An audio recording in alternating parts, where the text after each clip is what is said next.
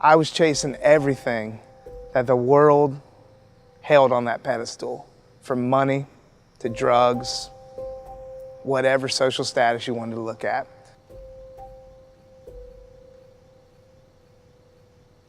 Bought a home out here at the beach, which for somebody of that age to be able to purchase a home, that's a pretty nice feat.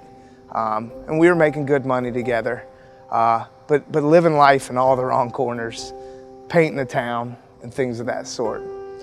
One November night, got a call from a friend that he was celebrating getting a job, and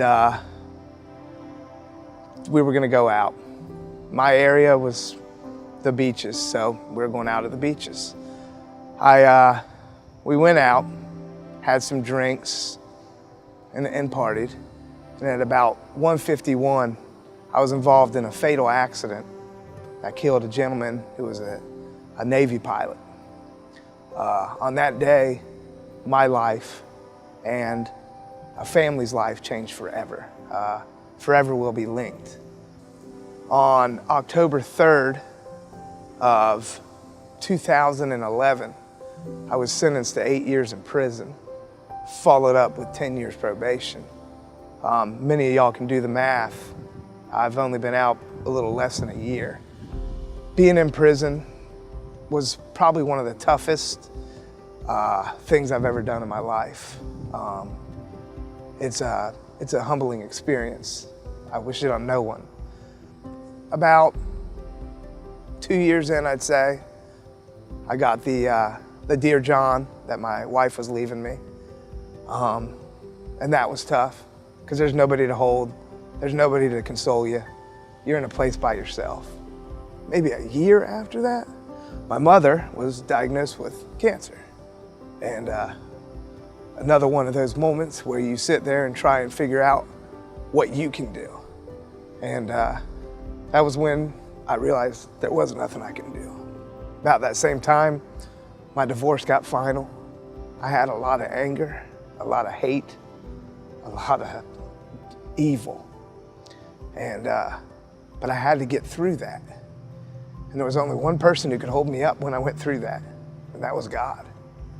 Once I turned and gave God the control of my life, everything changed.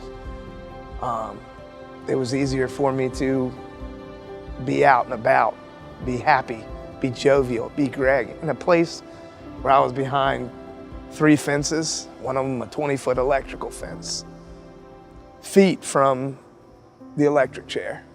I did a lot of time with guys who had life in prison, and I can remember the first time I ever got a game time sheet. And a game time sheet tells you your date that you're getting out with your good time. And I'm sitting there, and I get my game time sheet, and you know, it says 2019, and this is in 2011. Tough to see the light. And I'll never forget, my buddy flips his game time sheet over, and at his date, it says 9/9/9/9/9.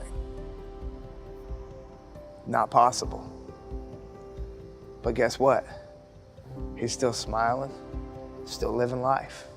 So I, at that moment, realized, how can I feel down on myself in this place when I have a date, you know? And we all have that date, understand that. But I have a date, and this isn't what my life's all about. There's nothing that we go through that we can't get through with Christ. Nothing. You know, and I can honestly sit here and tell you that I've been through it, you know. I've been through it. I've had the worst fears you could imagine. I had the house, I had the vehicles, I had the drugs, I had the women, I had all those things that the world said was so important. And guess what?